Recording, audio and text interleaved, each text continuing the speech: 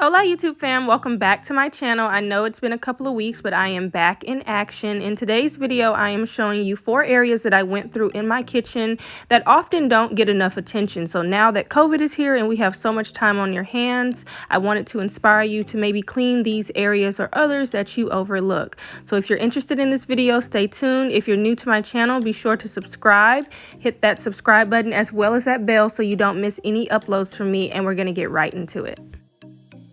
So the first area that I tackled was under the sink. My under the sink area was a hot mess and it was just time for a good reorganization of it all. I started by removing all of the product from under there. I had an array of things from the dish soap to spray paint, the drill. I even have Raid under there. I had just brought some new Raid because the bugs were coming out. So it was a little bit of everything. I literally keep everything under my sink. So I just removed everything until it was all clean of the product. Once I had removed all the products, I swept off this silicone liner. I think I got this from Target. It was like a couple of bucks and it's literally a lifesaver. It catches anything that falls, whether it be water or maybe soap from the bottle, anything, it catches it. So I really love it, and it protects the bottom of your cabinets. I rolled it back and I vacuumed the actual base of the cabinet just to make sure I had got all the nasties and there was nothing under there that would be dirty or attract bugs. So I just wanted it very clean before I put anything back in the cabinet area or under the sink area. Once I had got the area clean, it was time to start placing everything back. But before I could do that, I had to put a towel down and a clear bin. When I had initially moved the clear bin, I saw that there was water all in there and I realized I had a leak. So I wanted to put the bin back in there with a towel just until I got the leak fixed. Thankfully, that bin had been there, because had not, I would have had water all over the bottom of my under sink area. After I had did that, I started placing things back, and I really try to group things that are similar. So as you can see, the bottles are together, all the boxes are on the right side of the sink. So just very organized. I started placing things on the left side, and I use the clear bins for organization. So as you can see, I have the soap in there. I put any like cleaning product really goes on that side if it's small and can fit in the bin. I put the dishwashing tablets in there. I think I put the mopping solution I use on there. So anything that can be grouped together, I try to put those in clear bins to make it very organized.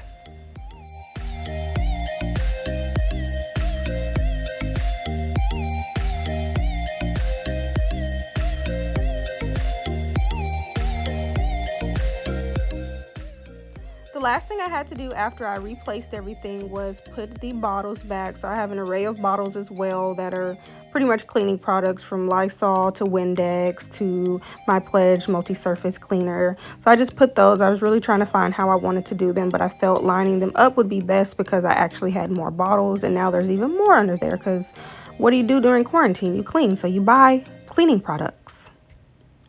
After I had replaced everything, this was the finished product. I think it looks great, a lot more organized, and I'm proud to say it still looks like this. So kudos to me. Next kitchen area we're tackling is the oven. I have never cleaned my oven, and as you can see, it looks like it. It was horrible, and I just knew it was time.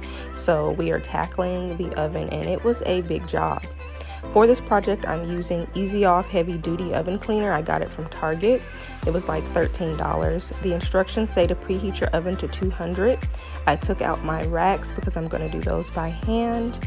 And then after I remove those, I simply close the oven and let it preheat for 5 minutes. After the oven was preheated, I put down a trash bag so that anything that fell out of the oven or any spray that got in between, like the little crevice, would land on the bag. I sprayed the bag, and you do need a mask. The fumes are strong. So before I went and got the mask, I was just using my shirt, but please make sure you use a mask. Also use long sleeve if your skin is sensitive, because it kind of does, like, spread the little particles. So anyways, I sprayed all over the oven, and it's kind of hard spraying because you're trying to get in there, but I managed to get it all over. It doesn't look like it in this clip, but I did make sure I got all the walls, the bottom, and the door, and sprayed it really well. So if you're using a warm oven, you want to let the spray sit for 5 minutes. If you're using a cold oven, it needs to sit for 20 minutes. So during that 5 minutes, I went ahead and started wiping down my racks. I'm using a bristle pad. I also use the spray. I would probably just spray the racks while they're in the oven when you're spraying the oven. That way you can kind of kill two birds with one stone. But here I didn't do that, so I just sprayed it after the fact. Spray them pretty heavily. Like I said, it's gonna work just like the solution works in the oven, and it really takes all the grit off, so spray it well. After the 5 minutes, I just checked to see if the oven was still warm, and it had cooled off, so I was ready to clean. I simply took a hot rag and began wiping, and all the gunk, all the nastiness just came right off. Look at that. It was literally disgusting. So basically what I started to do was fold my cloth and rinse, basically. So wipe, fold, and rinse. Just look at that. Just nasty. It was so nasty, but the spray literally made it so easy. So I basically just repeated that. I just wiped it down, I folded, wiped it down again until I felt like it was time to rinse the rag, and then I would come back and do whatever portion I was working on.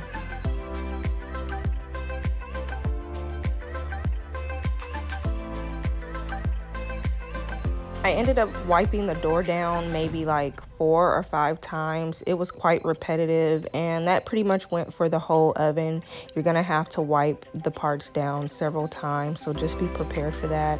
It is very taxing. It takes a lot of energy, and you're in the freaking oven, so just be prepared for that. So here you can just see me taking a paper towel. Paper towel was kind of like my test to see how clean it really was, and it came out pretty clean. There really wasn't that much residue on the paper towel.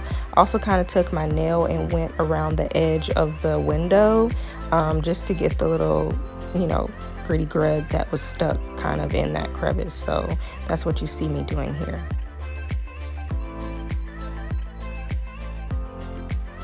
After I finished the door, I did the walls where you hang the racks, so the left and right side. It honestly wasn't that hard to do those. I simply just went from the back to the front in a wiping motion, of course, and that all came off pretty easily. Once I finished the sides, I started on the bottom, and I wasn't really sure how I was going to do the bottom. As you can see here, I'm trying to go in between the little warmer thingy, and that's because I wasn't sure if you could lift that, but once I started lifting it, it made it a lot easier. Just make sure it's not hot.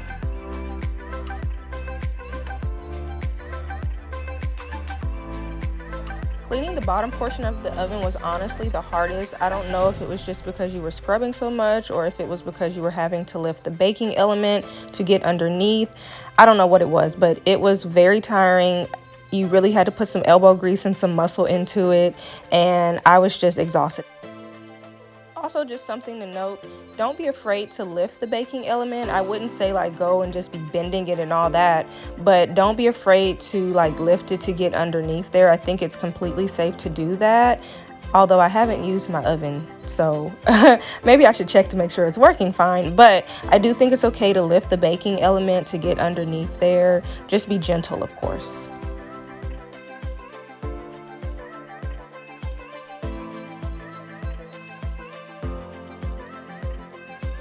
So here is how the oven looked after I had cleaned the whole thing. It looks amazing. I was so impressed. The only parts that I didn't get up were like the charcoal parts that you can see, the very dark parts. And I think maybe if you take a bristle brush, you can probably get those out. I didn't try, however, but I was just so impressed. I think it looks amazing. So after I finished the inside, I closed it and I took my Pledge multi-service antibacterial spray and I sprayed the outside. I folded the trash bag and stuck it inside of the drawer.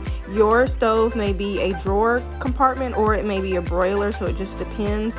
But nonetheless, I needed to wipe that down because it was nasty also. So I just sprayed it all over the outer part of the stove and wiped that down with a microfiber cloth.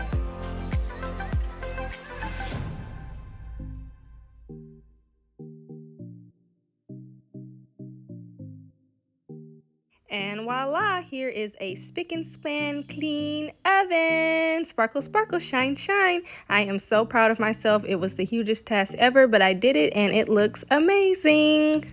Next area I tackled is the utensils drawer, which has like my measuring cups, the sifter, the grater, extra knives, etc. I simply just took everything out. This was pretty easy to do. Took everything out so that I could restack the cups and reorganize things. This probably took all of 5 minutes to do. So very, very simple, but it's just a place that gets super junky. So here I have everything cleared out.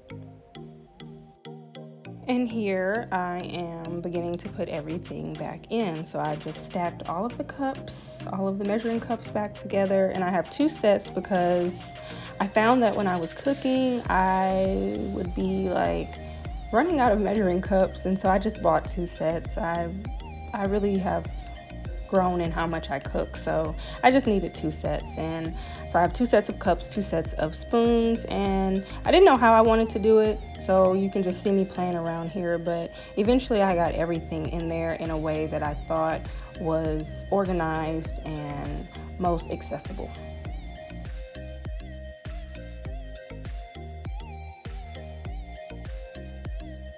And there you have it, a nice, clean, and organized utensil drawer. I hope it stays like this. It probably won't, but in the meantime, it looks a lot better than it did. Last area I reorganized was my Lazy Susan. I cook a lot, so this area honestly gets very unorganized. So I just wanted to reset the whole thing, and it needed to be cleaned out as well.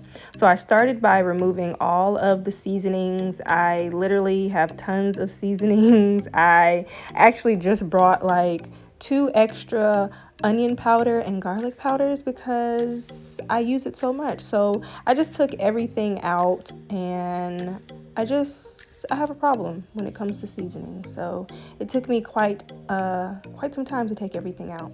But once I got everything out, I was able to clean it and wash it down. So you'll see that next.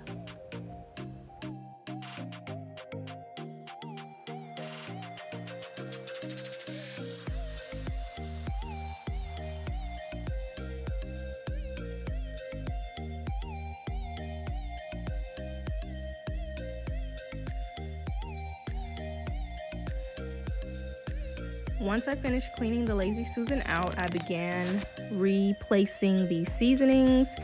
I tried to have a method to this based on how much I use that particular seasoning. So the items that are closest to the door are ones that I don't use that often, because typically when I open the Lazy Susan, I kind of open it towards the area that you're seeing now. So when I open it to that place, I wanted to be able to grab the things I use the most. So as you can see, all these black topped seasonings are like the garlic powder and the onion powder, the pepper, etc.